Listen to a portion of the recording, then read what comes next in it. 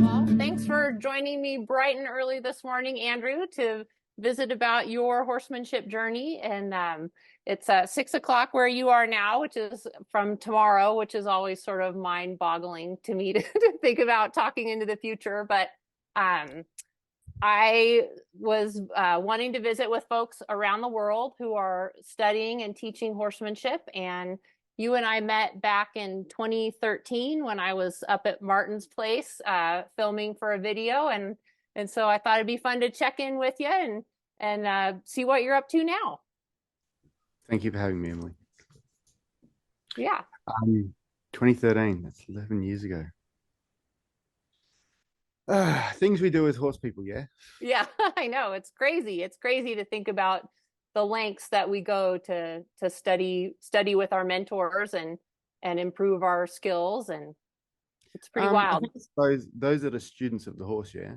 So those that are really committed to progressing and being the best they can for themselves and their horses. You know, that idea that cream rises to the top. So, you know, when you identify a way of being, so, you know, like for Martin, you know, those guys that have influenced him, the Toms, the Rays, and so forth. Like attracts like as well. So, you know, you go to learn to emulate and to be able to reproduce for yourself. And yeah, if we're honest with ourselves and if we are students of the horse, we like what you're building with the Eclectic Horseman. It's this you pull bits and pieces from all different types and make it your own. You know, you're on your own journey. So yeah, 13 years ago. Wow. What's changed? Yeah. Well, let's start by telling us a little bit about what you do with horses now. I spent some time on your website, and I love all of the different resources that you offer and the people that you're working with. So just give us an overview of what you do with horses.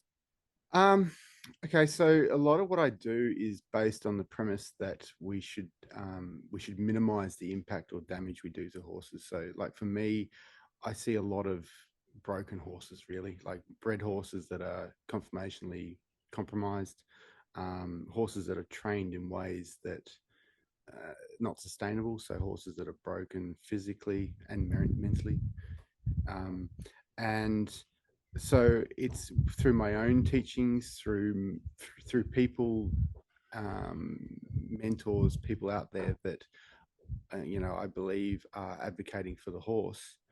I try and facilitate those kind of things. So where we are in Western Australia, it's a limited horse community, and so and one of the most isolated cities in the world. So getting people to come is sometimes quite challenging, and so facilitating and getting trainers to come and share their knowledge. Up until COVID, that was kind of the you know, that was what we're doing a lot of. Of course, COVID shut down the world, so Yeah. Everyone went online for a while, and slowly over the last year or so, I suppose, starting to get trainers and mentors to come back. But sharing positive messages. So, like, you know, again, like what you do with the magazine, whatnot, sharing messages of, you know, sustainability and ethical training practices and awareness. So, you know, like we can do better by horses. You know, one of the things I always kind of go through is go and find me a 20-30-year-old, you know, competition based horse that's still sound and not getting injections and whatnot, and they just don't exist. You know, they're so few and far between.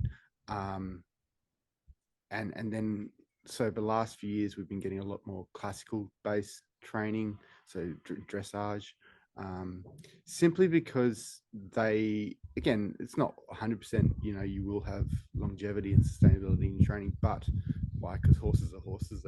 They do stupid things. Um, but like the goal is to be able to kind of work with your horse until it's, into its 30s and 40s. And that's proven in that domain. Um, and so it's then blending or bringing those principles and those training ideologies, shall we say, bringing them back to the real world, back to horsemanship, back to like the idea or the romanticism of the Western, the vaquero, the buckaroo kind of lifestyle that Martin teaches. There's I find something beautiful about it. But there's also a practicality to it. So there's, you can go and get a job done. You can go and do something with your horse and actually kind of achieve something. Um, in modern dressage, and I'll probably get bagged out for this, but in modern dressage, there's a lot of people just boring the hell out of their horses, going around in circles, whatnot. And so, one of those things that I kind of share is that, it's doing those movements, doing those things, having those training principles, but go and apply it in the real world. Go and do it out in the trail. Go and do it out working cattle. Go and do it, wherever. And so another thing that I've been doing the last few years now is getting heavily involved in working equitation, simply because of its variety and it's a layered training. Like it's a nice layered kind of discipline. It's got really clear training levels that allow for progression. But it's also that idea that it's correct in its writing, i.e., its highest levels are one-handed, and that's where the Western, the buckaroo, the vaquero style of riding and training is so complementary, shall we say, in that you know that's what I struggle with a lot of like modern dressage and trail riders and whatnot is hands are all out big wide and big movements and it's all loud and excessive and whatnot. The eloquence of refinement where it can look like you're not doing anything and getting amazing things done with your horse. That's kind of one of those things that I try and teach and feel that we should aspire to is that, you can't see where the horse finishes and the human starts. You operate as one. And that's, again, Tom's book, True Unity, we're trying to get together with the horse. So it's a little bit of facilitating and sharing, a little bit of, a little bit like the last few months of going through a lot of personal stuff at home, becoming a single dad and whatnot. It's kind of redesigning or coming up with a new business plan and a new me, but still trying to continue doing some of the things. So we start horses, we do clinics, we teach clinics. I've got horses in training as well, and started traveling around and doing lessons and problem horses and those kind of things. And then on the side, I also breed Lusitanos. So, yeah. So I've got my stud and a couple of other horses, whatnot. So, keep them busy. Yeah, that's a lot. Yeah, yeah. Chasing tails sometimes. Yeah. Tell me a little bit about the culture, like the horse culture of where you are. So tell me what kind of people you're working with, what kind of horses. There's a very clear Western English kind of what's the word, demographic, I guess. In that there's those. It's not a huge community, but at the same time, Western Australia is quite unique in that it's very resource rich. So there's a lot of mining and resources here. So people aren't entirely poor, but everyone feels at times, especially post COVID. There's those that do a sport called camp drafting over here, and that kind of has a big following.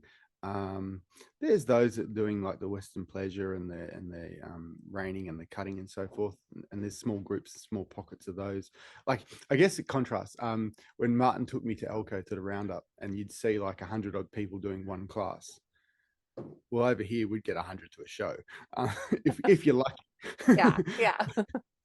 So it's um there's just not the population to kind of really have large things. Like for us to fill a clinic, it's a bit of a mission. You know, back in the days, Martin would have, I don't know, 15 or so in a clinic, and these days, if I can get 8, I'm lucky. Yeah, Mm-hmm.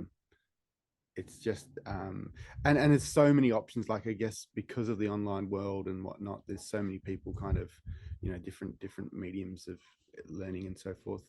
And post COVID, a lot more traveling again, so a lot more trainers and clinicians coming over and so forth. um there's a bit of an English dressage, modern dressage, and I'm slowly starting to push this idea of the classical. As I was saying, I got one coming up this weekend. Um, and so um, it's also like venues, like, like in Australia, here, Western Australia, to have an indoor arena or have a training facility, um, not as common like anywhere like in the States, like, Mm-hmm. every second barn has a So to right. organize things is a challenge, or Yeah, exactly. All those things, and coordinating, you know, advertising and getting kind of messages out there. And like a lot of time, I just get this message, oh, I didn't know it was on. And you kind of like, you're always fighting those things. Um, yeah, the community, as I was saying, I see a real growth area in the working ec, in that uh, it's an area where you've got dressage riders giving variety to their horses. You've got trail riders, Western riders, whatnot, developing some refinement in their riding. Um, it's a really good middle ground for me.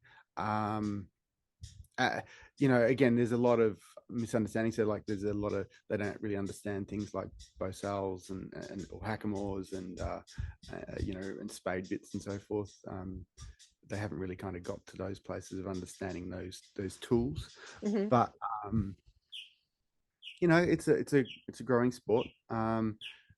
There's a lot of, because West Australia in general is such a large country. There's a lot of space, so you've got your people that are out, working and still using horses. Like, so there's a big cattle industry, big farming industry here in Western Australia that still use horses for those purposes, and so you know helping people when they're getting stuck with certain problems, whatnot.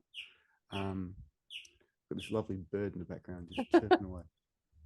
Um, I know, but it's an Australian bird, so it sounds really cool. Little honey eater. Yeah. So yeah, like there's, again, it's just small. Like everything about Western Australia where I am, it's just small. A few people asked in the last few months, why don't I just pack up and leave? And I guess I've got my 5-year-old son that I kind of hang around for. But the horses, so like breeding the horses and so forth, there's not a really massive population that are interested in over here. So everything just small scale, Mm-hmm. everything Mm-hmm. small. So for us to really learn, like, a lot of reading, a lot of going online and watching YouTubes and so forth, and then when you can get trainers that are happy to and willing to travel, help facilitate those and kind of get them out there and sharing their messages. Yeah. Yeah, cool. Well, tell me a little bit about your horsemanship journey. Like, how did you start on the path with horses and your learning? Train wrecks, mate. Yeah, Has Martin okay. not told you the story about this durable Aussie? No. No, share the story. I've had some train wrecks in my time.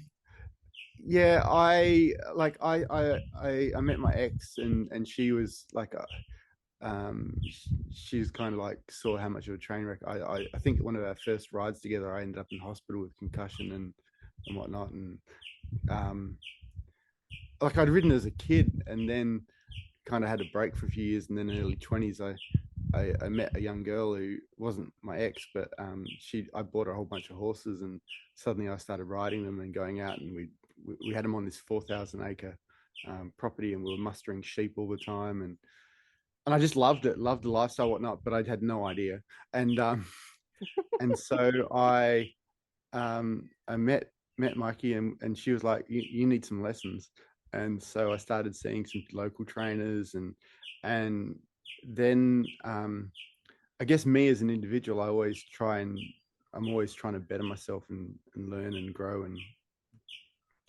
um, I'd heard of.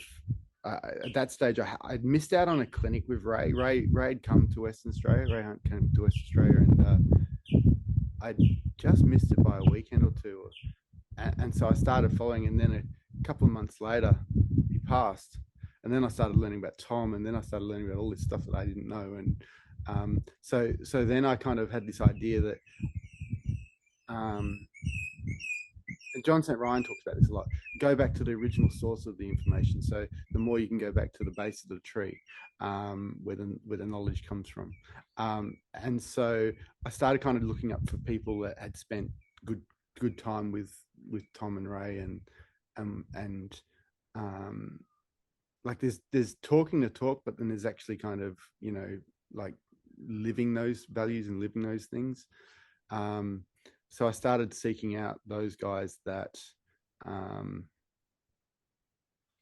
yeah, that they didn't just rattle off the lines. They actually, they lived those values, lived those idealism, ideologies, those ways. And so one of the early things happened for me is I'd kind of spent time around like Western cutting, camp drafting kind of people a lot. And I remember one of the trainers that I'd spent time with, I'd asked him, how many of these horses are any good?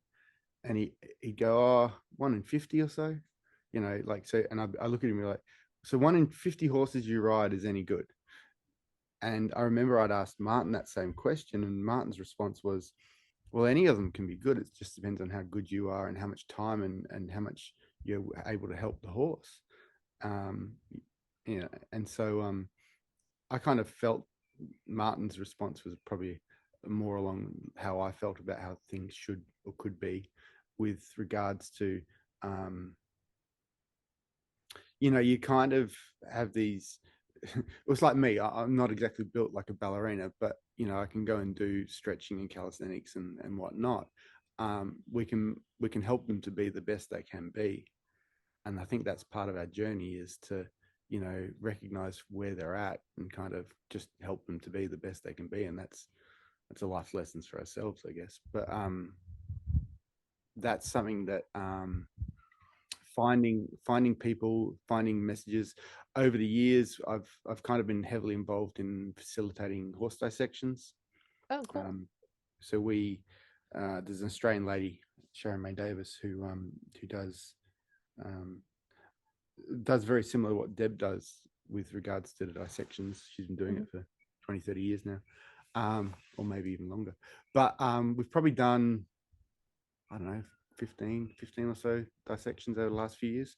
And what you start to see is all the damage, all of the, the breeding damage, all of the training damage, all of the lifestyle damage, all the stuff that we do. And you start to understand that the riding them is only a tiny part of the problem. And so you start learning about saddles, you start learning about feet. So part of my early journey was learning I actually became a qualified farrier, and so being able to, like, these days I hate putting shoes on.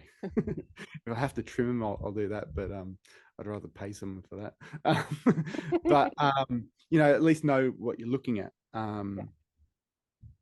And same with saddle and saddle fit and whatnot. And so what you start learning is a lot of these problems that we have in horses are to do with styles or to do with, you know, unrealistic expectations, or putting horses and things in situations that they're not designed for.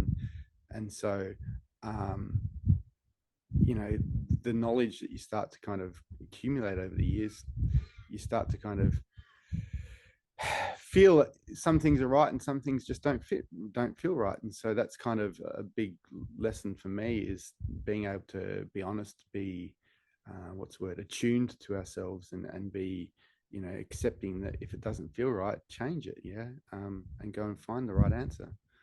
um, so, you know, there's some mentors that I still like. Martin's a guy I'd love to be able to just go and spend more time with, but um, you know, uh, being able to facilitate it here, or being able to just step away and go travel across the globe, isn't really an option just now. And um, so you know, it's sometimes just learning from horses. So, you know, that's why I guess I still have a bunch of horses in training, and you still keep chipping away learning. At the moment, I've got half a dozen stallions that I'm working with, that, you know, a lot of them are 5-6 year old unhandled stallions, that, you know, and trying to trying to get them on the program. It's Wow. Yeah. you know, they teach you enough. Yeah, that keeps you busy. The Yeah. rope burner to that. Yeah. Yeah. um, but, you know, like a lot of time, you know, like I have this 4.5 year old stallion of mine, and I take him to clinics, or take him to, you know, lessons, whatnot, and people just blown away at how well he behaves and how well he conducts himself. And it's like, well, that's not a mistake, that's not an accident, that's, you know, this idea of discipline, and but no, he knows what's expected. And, you know, you help him at times because he gets distracted. He's a 4-year-old stallion, so, but he acts like a, you know, 10-year-old. To some, he acts like a really mature stallion, and I'm like, no, that's how they should be. So that's culturally not so ingrained over here in Western Australia. So, you know, like, again, I'm going to put the cat amongst pigeons here. The English world, that they kind of, there's a lot of control, and there's a lot of reactivity. Like, so they don't really help horses. They kind of make horses do things, and they try and control horses, whatnot, where it's, you know, set it up and let the horse find the answers, kind of thing, and help them, you know, help them as much as they need helping, but don't micromanage, and don't, you know, ideas of consequence and all those kind of things. So, yeah, I think that what we're doing is trying to just be and advocate, and shine, like the shaman say, be the light in the dark room. So, you know, Mhm. just kind of be out there, be seen, be heard, but conduct oneself in ways that people resonate with, and people go, I like how the horses are, I like how he, you know, works with them, and then try and, you know, get people to emulate that, make it their own. Mhm.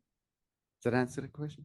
Yeah, it was good. I want to go back to where you had missed a Ray Hunt clinic, Yeah.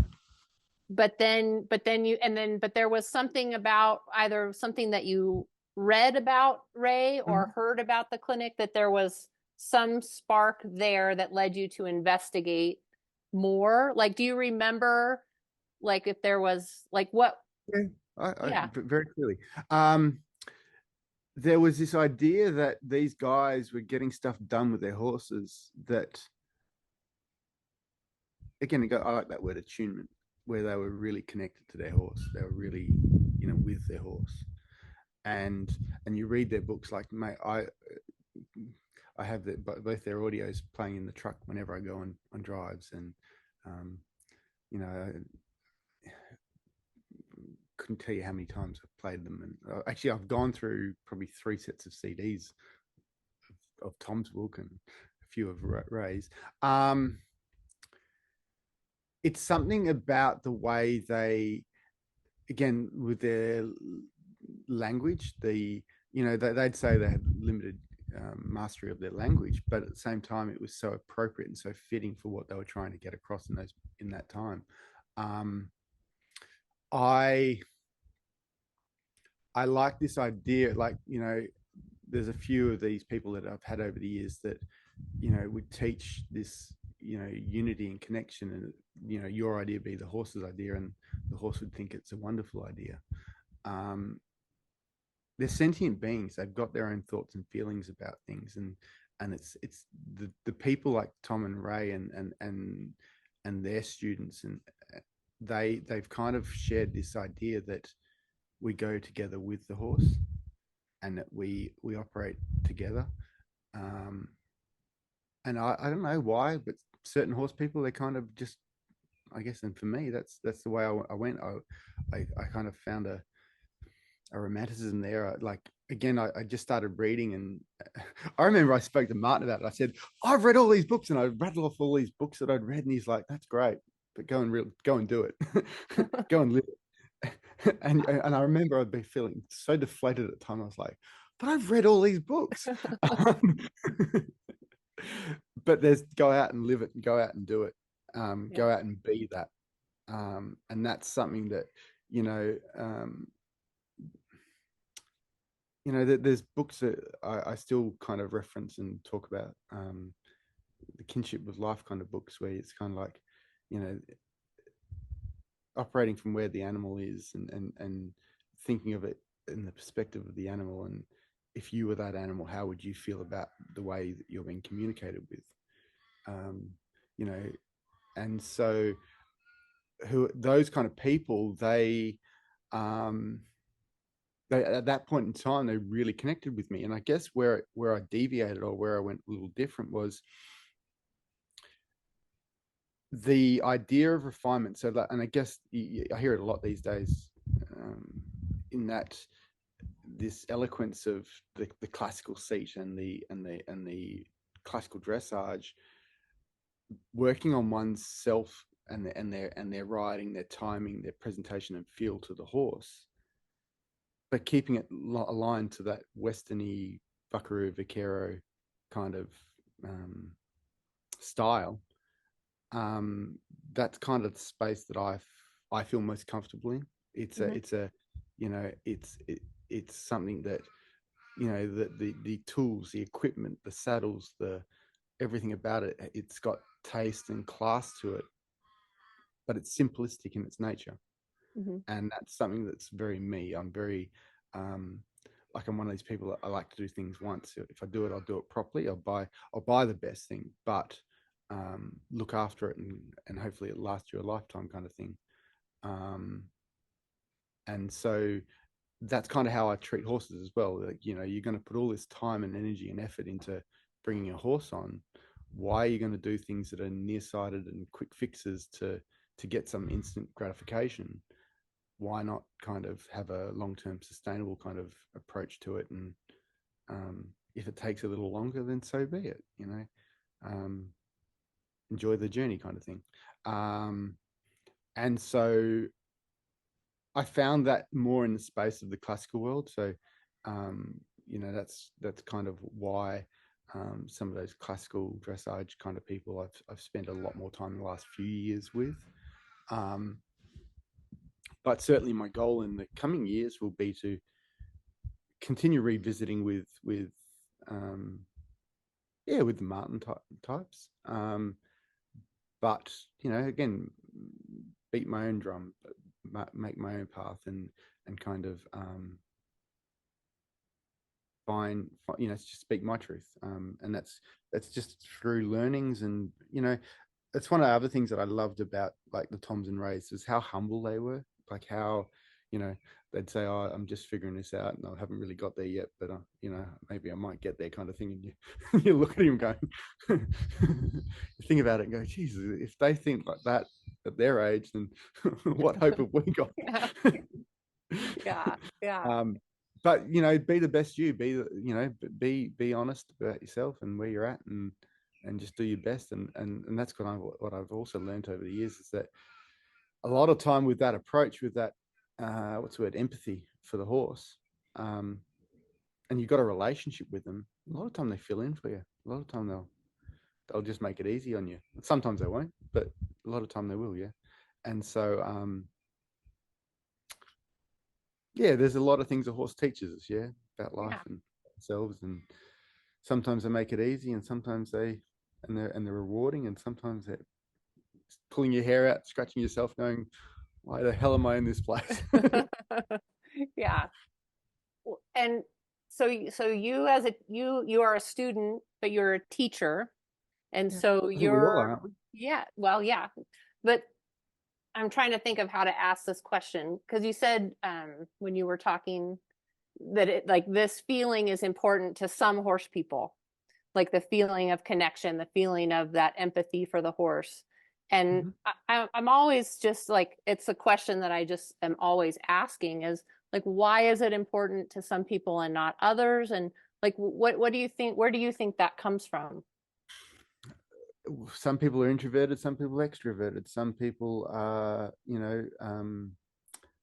good communicators and some are not. Yeah. Some people are good teachers and some people are good students. Some people are not. Um, it's this, to me, it goes back to that idea that connecting ourselves with a sentient being, connecting ourselves with something that, if we're really honest about it, we can't control. They're a large animal with their own minds, and and this idea that we can connect and we can communicate, and for some people like ourselves, I guess, we find that rewarding, we find that motivating and inspiring to kind of try and be better about that, be more in time with them, be quieter, be more attuned to their needs, their thoughts, their feelings. Again, some people, they look at them as a motorbike or a, innate object that they can just muscle around, and if it doesn't, get a heavier, harsher bit or a sharper spur or a whip or whatever, and make them do it, and that's fine. That's where they're at. um, and I guess that's the lesson for me there was that you can't go around preaching to people that don't want to hear you, because you're just going to rile them up and kind of create enemies. And I guess that was what Tom was teaching, is that, like, like John's tells stories about how he'd go around to all these ranches and not want to get paid because that way they couldn't sack him. But you got the opportunity to kind of spend time with a Tom Dorrance and watch what he could do, watch what he get done with the horse. And to me, that's kind of this, you know, another way I sometimes put it is trying to get my idea to be the horse's idea, so the horse thinks it's a wonderful idea. Well, you've got to kind of like, communication's two-way, and so it's this, asking realistic questions of the horse, and kind of getting realistic or reasonable responses, isn't it? And so, it's another thing. Another way of putting this would be like this idea of confidence. Like, another thing I spent a lot of time teaching middle-aged housewives, um, and we always come up with this issue of confidence. And to me, confidence, and what we discuss, is this idea that confidence comes from communication. When we're seen and when we're heard, we feel connected. When we feel connected, we can have these thoughts and feelings. We can ask things of the horse, for example, and get a reasonable response. And when we get that reasonable response, we feel safe, we feel seen, we feel heard. But when we get the opposite, or when we get something that's absolutely abstract, then we don't feel seen and heard, we don't feel safe, we don't feel confident. And so for us, when we're getting along with our horse, we feel confident, don't we? We feel connected, we feel attuned, we feel in a safe space. And then the competitive internalizer, the ego of us, would drive us to kind of, I want that to be better. And so we keep working on ourselves to be better about that. um, and it's a fulfilling kind of journey to go on, because as Tom and Ray and those who teach, there is no limit. There's no place that's the end. There's no end game there. It's always you could always do better.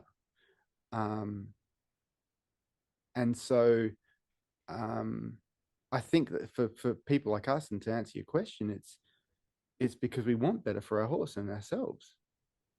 and we look at these beings, these creatures, as a partner. We don't try and control them. We don't try and make them. We try and be with them and enjoy the journey together. But that's not for everyone, yeah. Yeah. Yeah. Okay, I gotta process that for a minute Does that because answer that question? that was good. That was good. And as the middle-aged housewife, I concur. Like I would totally agree with your assessment as far as the confidence part there. That was very, very clear. Um, I love the diversity of the mentors. Like I said, I was looking at your website and I love the broad scope of all of the resources that you're pulling from. And it's different in that I feel It's like eclectic. it is eclectic. Yeah, it is. I wasn't going to use the word, but no. So like some people, I feel like I love that. And I'm trying to ask the question of like, what is the benefit for you in that diverse scope of experience that you're drawing from? And how do you feel like you're pulling bits out of the of everything that works for you? Talk a little bit about that. I'll talk about the stallions, yeah. Like, so these stallions that I'm working with, the facilities are not great. The design, the layout's not exactly great. The structure's not great. And so um,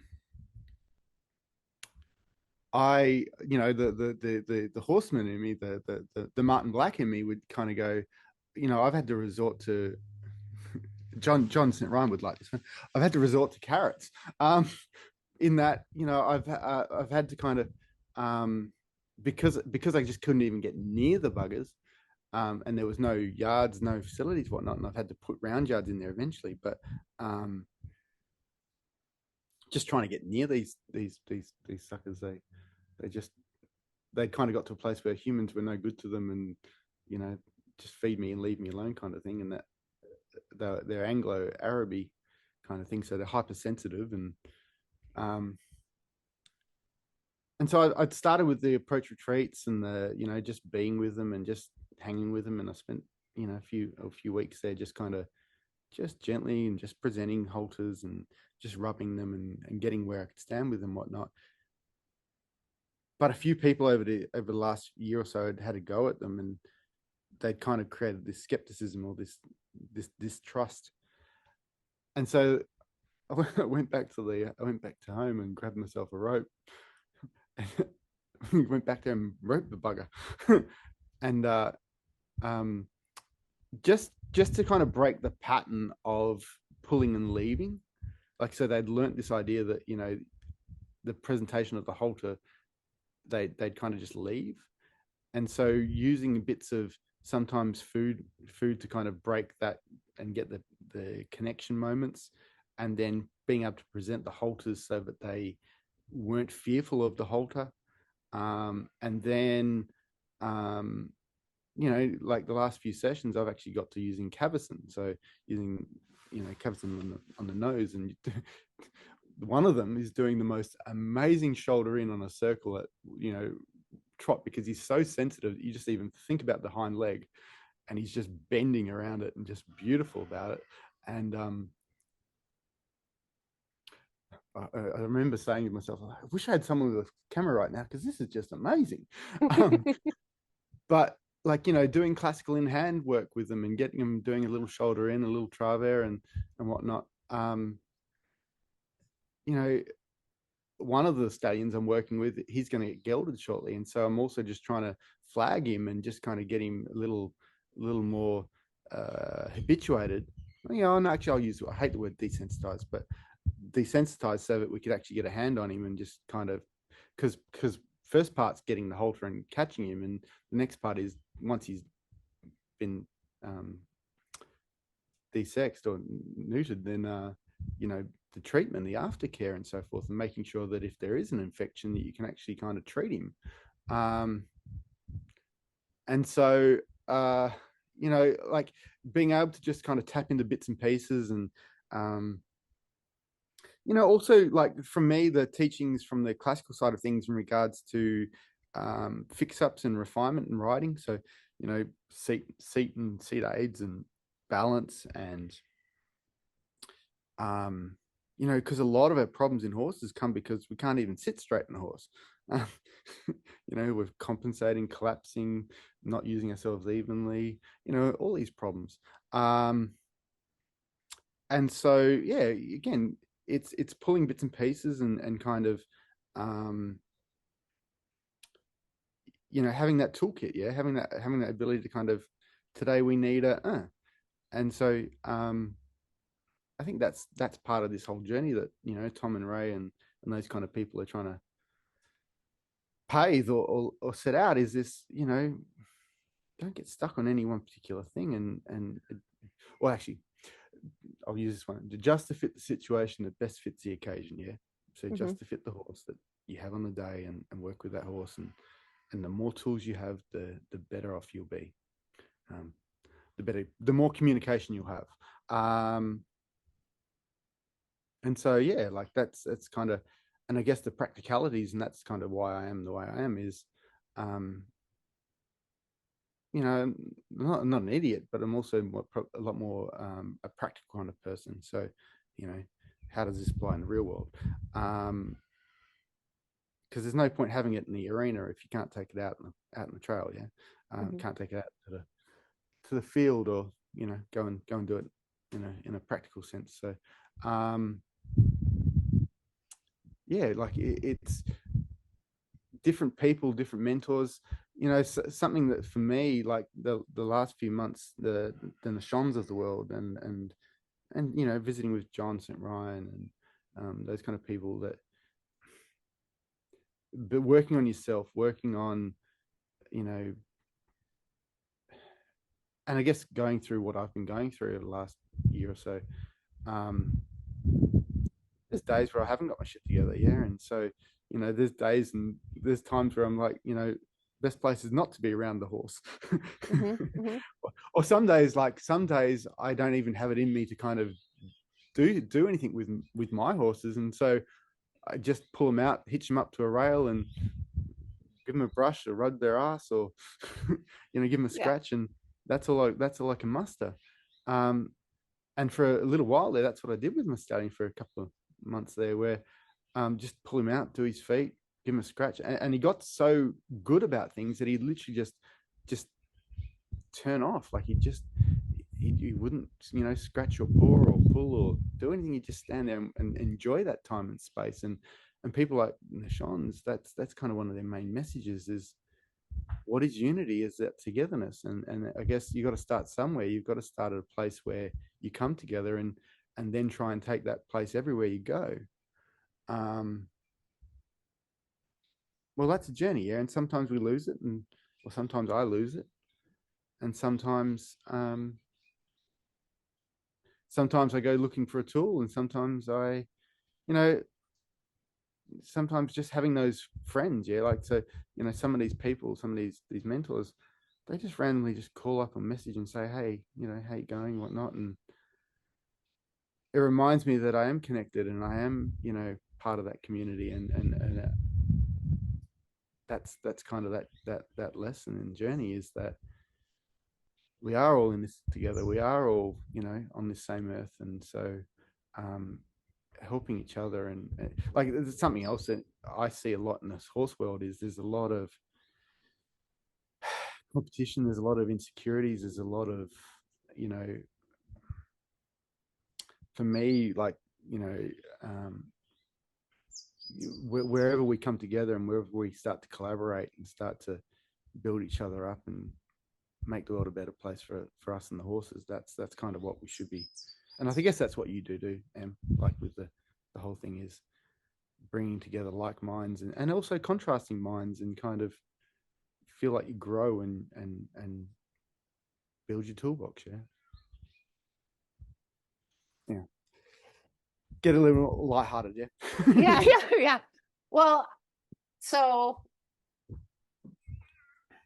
the transition of being a student and having super strong mentors, I think it's pretty common for people to emulate the people that they're working with, and sort of, it's like you're painting the masters. If you're going to be an artist, you're going to copy the masters. And I think we all go through that phase when we're getting started. You're trying to be that person because you like what they have to offer. But then there's a transition that happens where you start to develop your own horsemanship, and sort of take some and leave some. And it sounds like that's, I mean, you've referenced that several times, making it your own. How does that feel different than when you're just emulating somebody else? Um, I'll give you an analogy. So we're not reinventing the wheel here, yeah. Like, so people have been riding horses for thousands of years, but it's our journey to design or to refine the wheel to the point that we feel best, yeah. Like, so there is no, the wheel itself is the wheel, but we need to get to a place where we're comfortable with our wheel. And that might be a square wheel, that might be a rubber tire wheel, that might be a wooden wheel. That's our style, that's what we want. That's what feels right to us. And sometimes, a lot of time, we have no idea what wheel we want.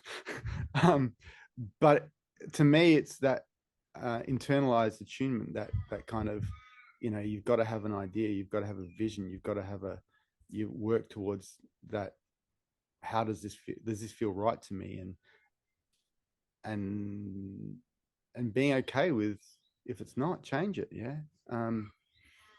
And so, that's the journey, that's the part that I'm sucking at the moment, with regards to, there's a whole lot of changes that I'm having to make at the moment, and it's not comfortable, and it's not I'm not in a great place. And so,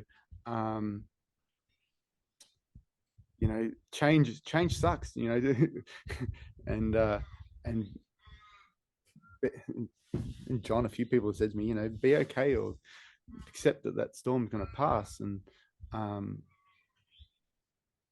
enjoy that part of, just feel into those things, and kind of, when you get through there, and again, when you don't get stuck or attached to any particular thing, you can adjust or adapt and kind of change and go with what feels right, because life will teach you. If you fight it, it'll, like the horses, yeah, you fight with them, they'll teach you. Yeah, that's for sure. Yeah. So to me, kind of,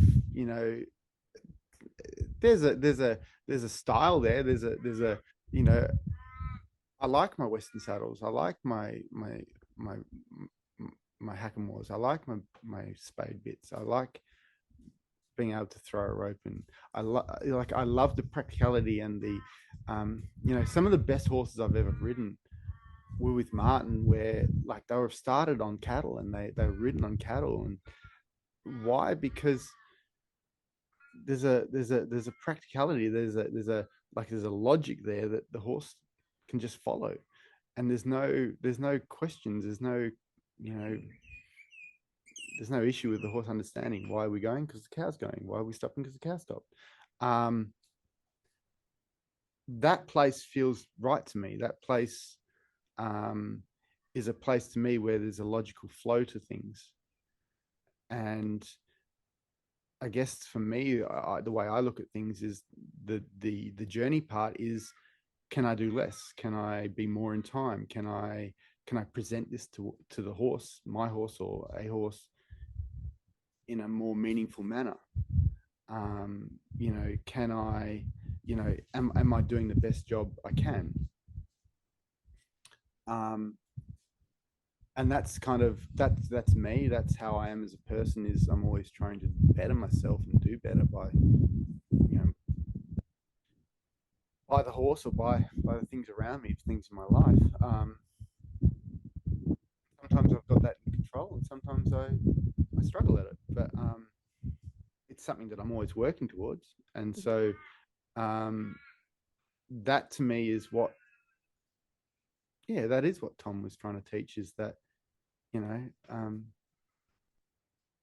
just trying to show up and be the best person you can. But sometimes you'll have the answers, and sometimes the answers will come to you. Yeah, and the more you make it, the more you know the more you push things into situations where it's now or never.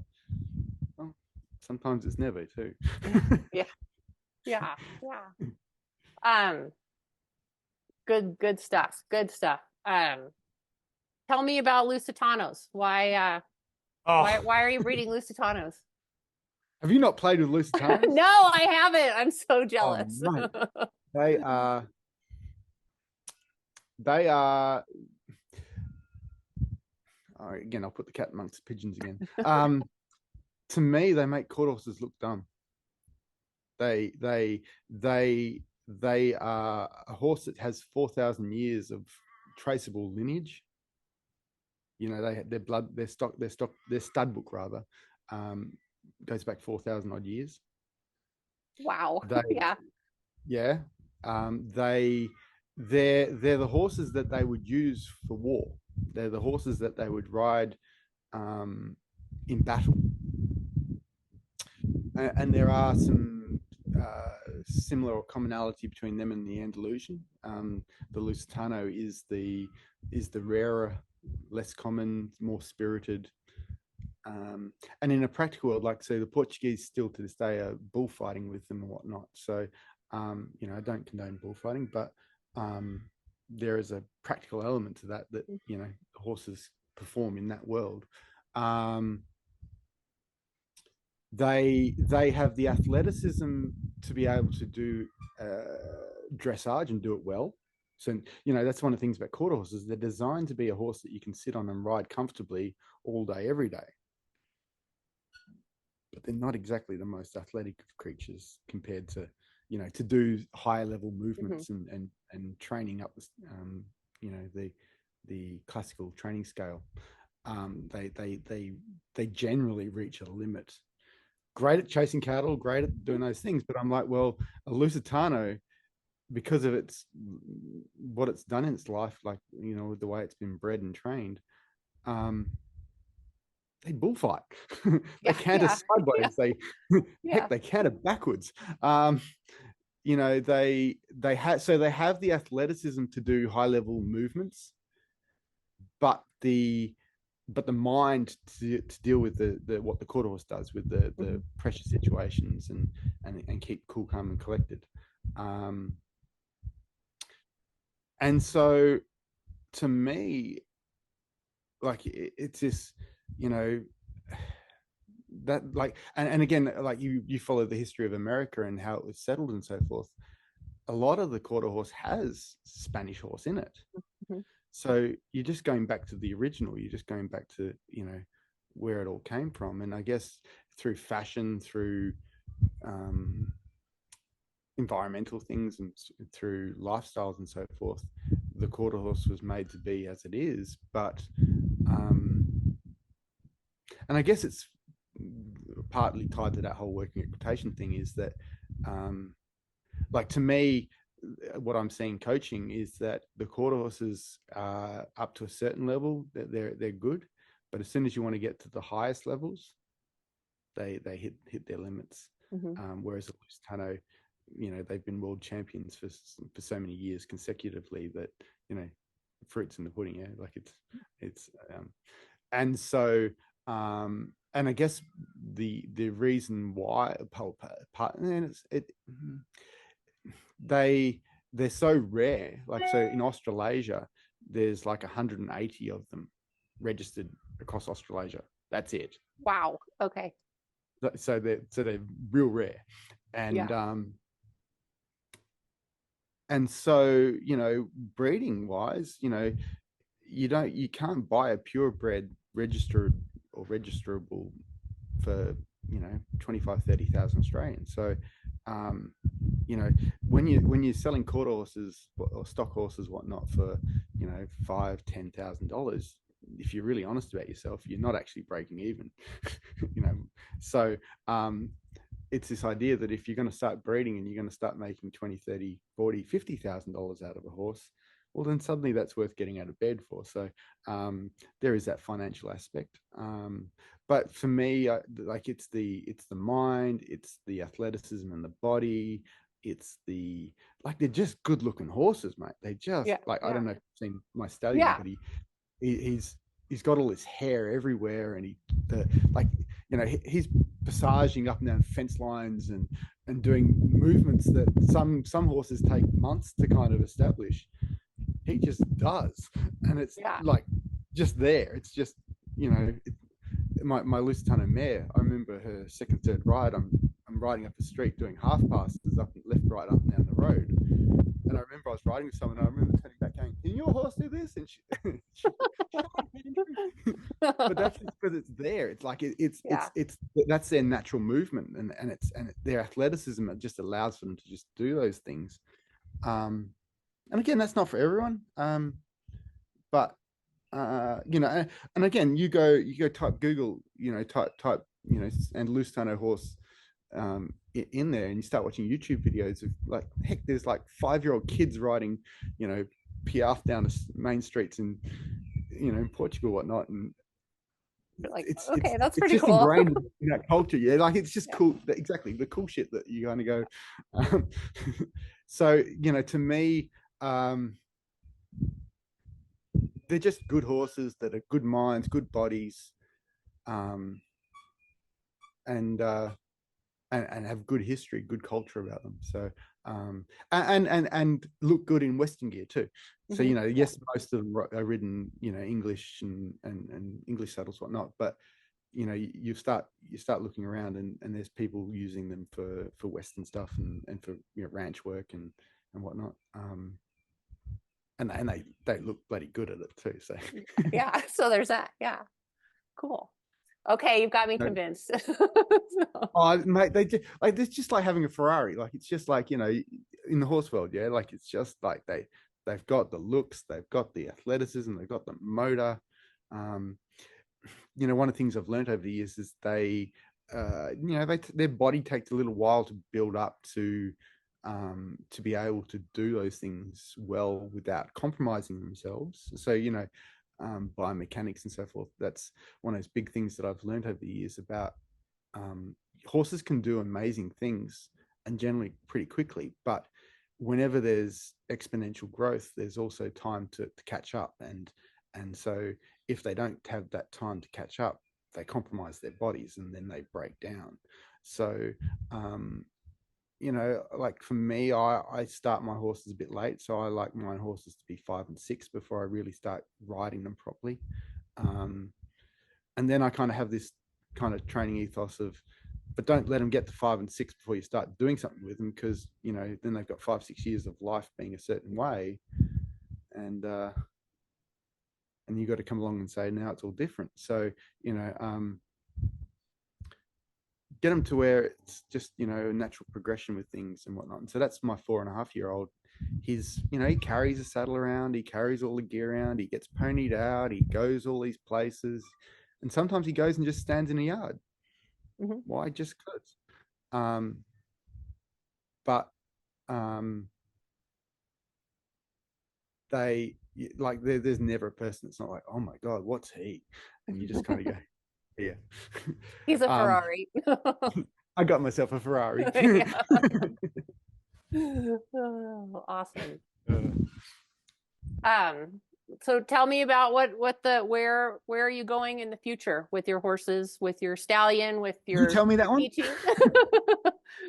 um I guess I've recently become separated and divorced, and I've got a young kid, so I probably do need to stay in the area to be able to support them. I I'm still trying to continue this business and do this thing, but very much on my own at the moment, and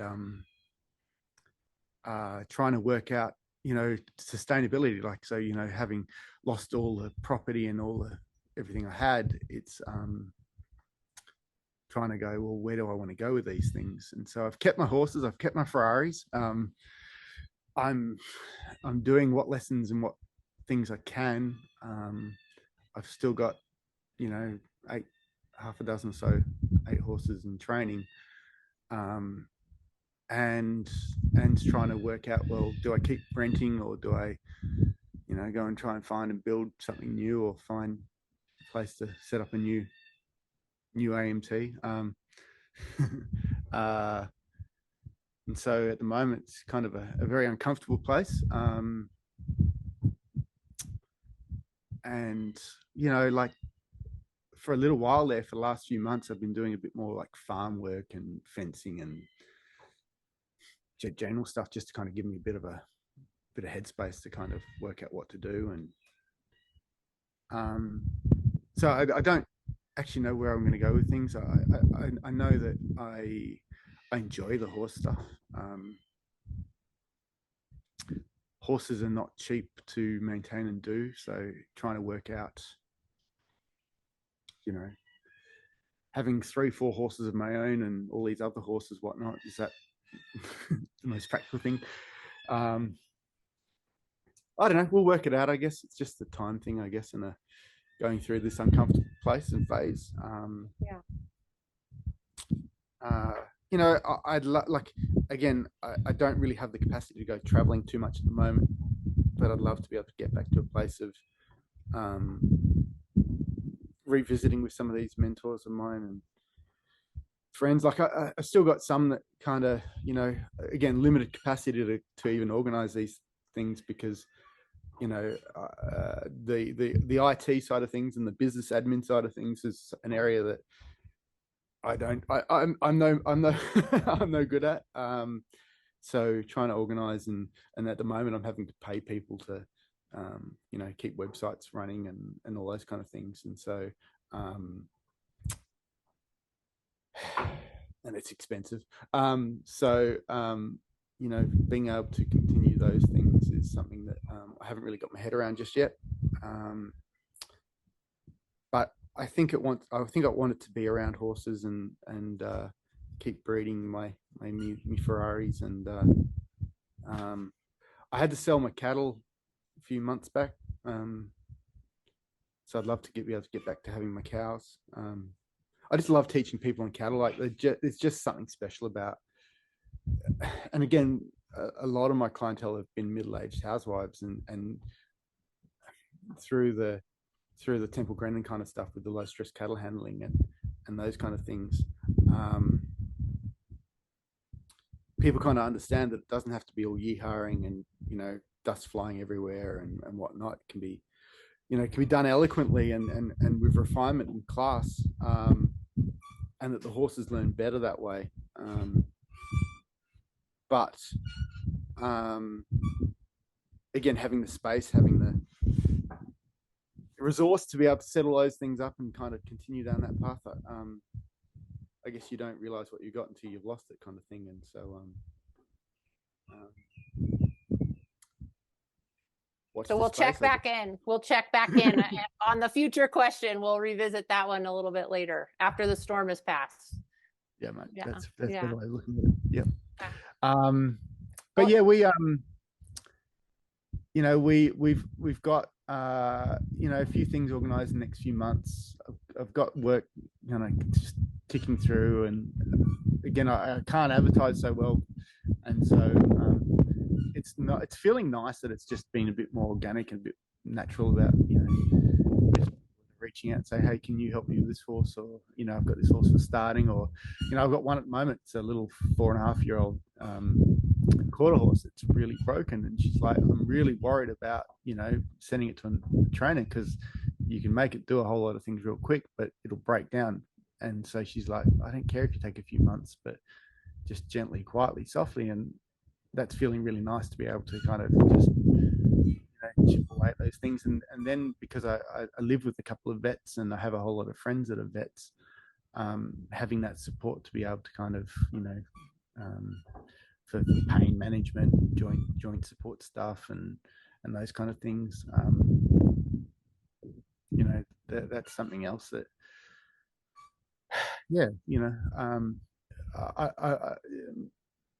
I've lost a little bit of that. My ex was a vet, but so I still got some vet support around me, and I haven't lost the knowledge that I've gotten over the last 18 years with her, but certainly being able to, just do best by the horses. Yeah, that's, kind of where I want to go with things. Try and remind myself to do the best by myself sometimes too. Yeah. It's all connected. Sometimes. Well, is there any question that I didn't ask you that we should visit about before I let you go on about your day? No. I think that for me, it's kind of like it's kind of what you've been setting up over the many years. Is this, sharing positive messages and sharing where people are at and perspectives, and learning from contrast and learning from resonance. And I love what you do. As we know, we've visited too long ago, and it's nice to reconnect. And I wish I had the capacity, the space to be able to come and visit.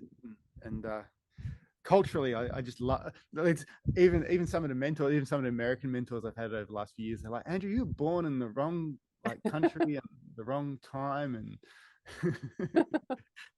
well, I hope we get to reconnect stateside sometime. I'd love to come drink some more and party some more and radio some more and all those things. Ranch some more. Yeah, wonderful. Thanks. Well, thank you so much for taking the time and coming to visit, and we'll check back in with you and see how things are going. Perfect. Okay. All right. See ya. Take care, mate. Bye. You too. Bye.